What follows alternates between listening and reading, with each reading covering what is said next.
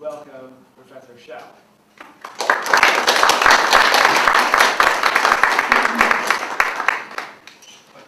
Thank you very much, Emmanuel, and thanks also especially to all of you for being here on such a beautiful day, really, when the gardens beckon. I hope to live up to the name of this place, Global Common Society, and to the hope as well for realization of an autopia. Some of my talk today will be perhaps a little technical or difficult for some, but most of it, I rather hope, will not be. Money is, after all, one of the grounding common elements that we all know.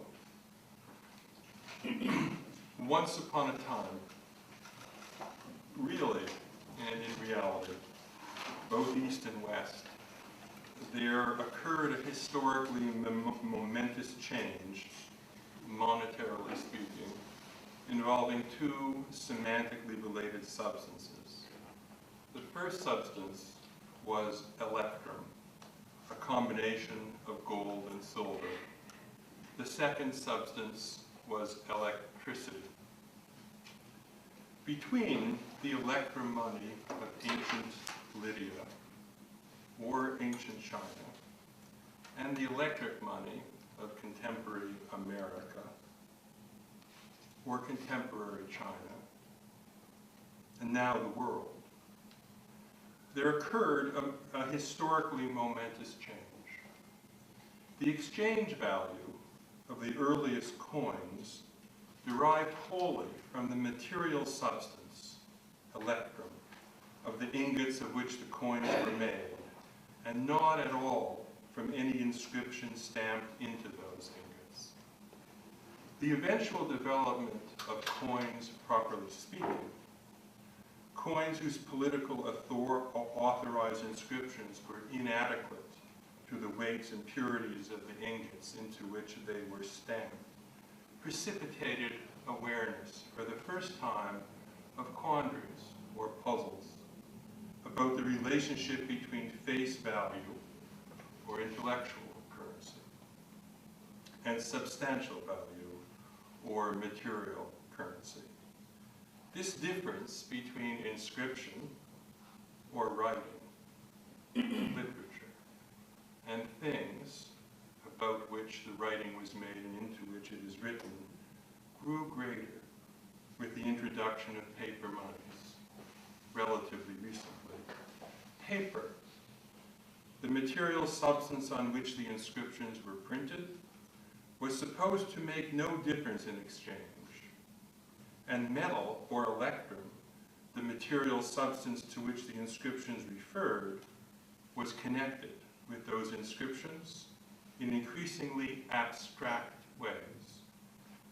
With the advent of electronic fund transfers, the link between inscription and inscribed thing was broken.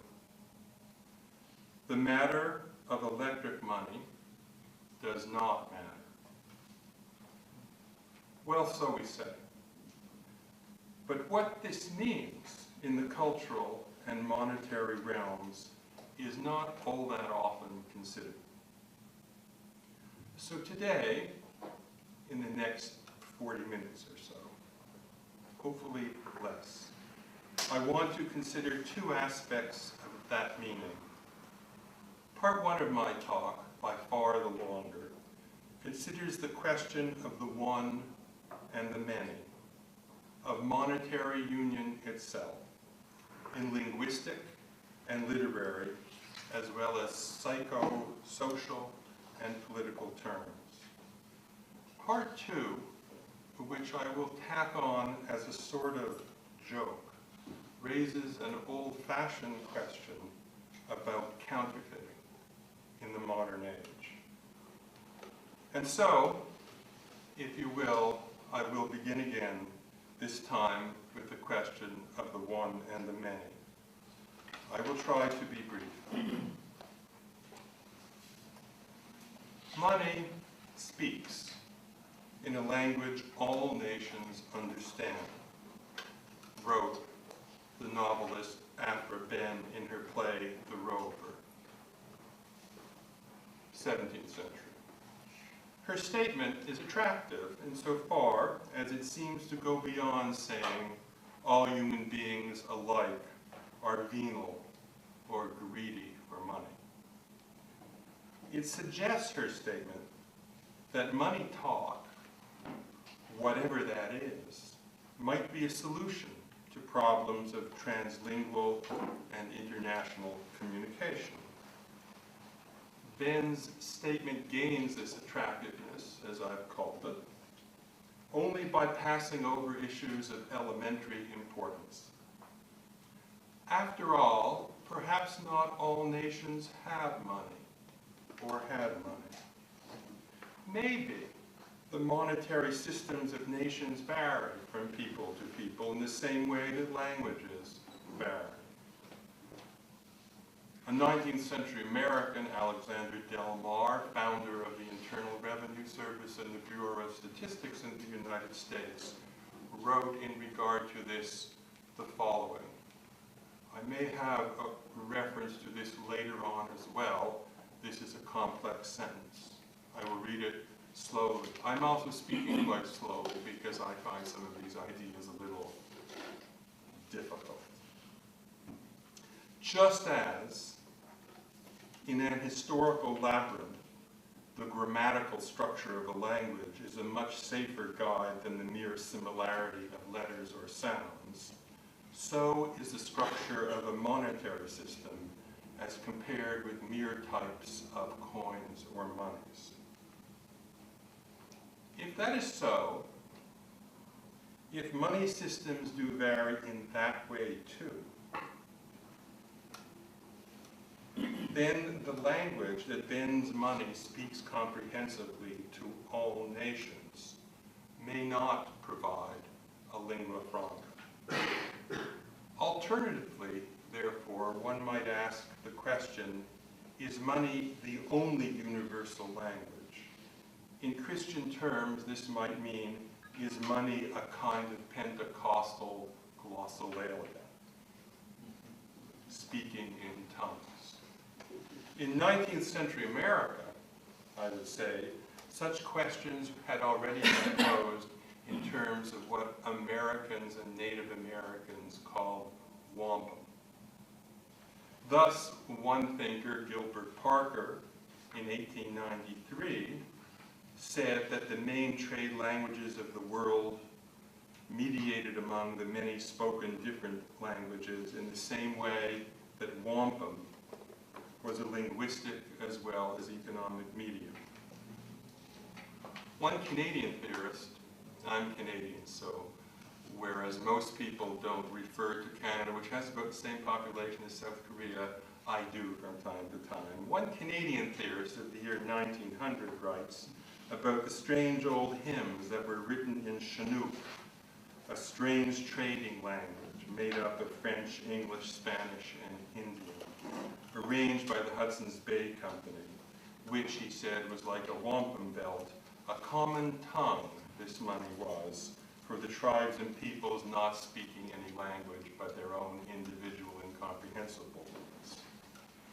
Economists and monetary geographers, in order to set out such questions of wholes and parts, the pieces that can only speak to each other thanks to a common element,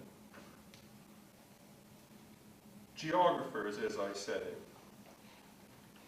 in confronting such a statement as money speaks in a language all nations understand, often come to rely logically on the rhetoric of the one and the many. This is, of course, the rhetoric also presupposed by the biblical story of the Tower of Babel. Once there was one language, now there are many. I speak now not of the veracity of that once upon a time story, but of its logic. Once there was one, now there are many, now there are many, one day there ought to be one.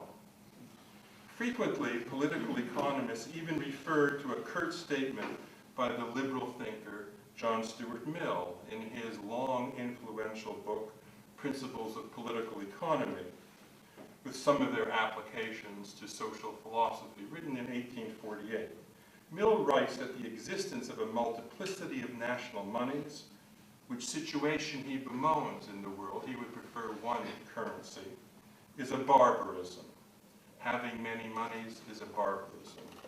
So much of barbarism still remains in the transactions of most civilized states, he says, that almost all independent countries choose to assert their nationality by having, to their own inconvenience and to that of their neighbors, a single currency of their own. The term barbarian usually denotes one who does not know our language. For example, I am a barbarian in Korea. But the term also often comes to denote a savage who does not know any language or who does not speak any language well, as if, for example, I were a stutterer. Further, insofar as we may not know another person's manner of talking, we will sometimes be unable to recognize a foreigner's apparent babbling as even a human language. So Mill's term barbarian, which qualifies shibboleth-like the peoples, including even civilized nations, who are unable to speak our language, already contains what I would call a germinal nostalgia for a single language of the good old days, the pre-Babel universal language. By way of analogy now, the North American Indian term Wyandot, by which the Huron nations of the northeast part of North America name themselves, interestingly, people of one speech. For political economists, in the tradition of John Stuart Mill's social philosophy, there are usually two interrelated dialectics, I would call them, silently, and often also uncritically at work in their geography of money. First is what I have called the rhetoric of the one and the many. Second is the tension between two polar opposite notions lurking behind this idea of the one. On the one pole, then, is the view that there should be one currency for one nation. One nation, one currency is in fact the relevant cry here. Korea should have its own currency, North Korea should have its own currency, Canada should have its own currency. Is that not, after all, what a nation-state is? That was, in a technical sense, a rhetorical question. Second is the view that there should be one currency, not per nation, but in the world as a whole. Not one currency, one nation, but one world, one currency would be the appropriate motto here.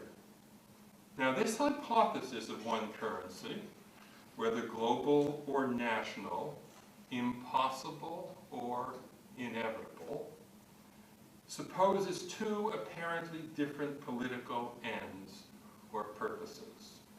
One of these ends is the existence of many nations, each one with its own currency. That's pretty much what we have now, though the world has monetary unions like the European Union and the United States of America. And it has monetary unions always in the process of being created and being destroyed. The other end, as I have called it,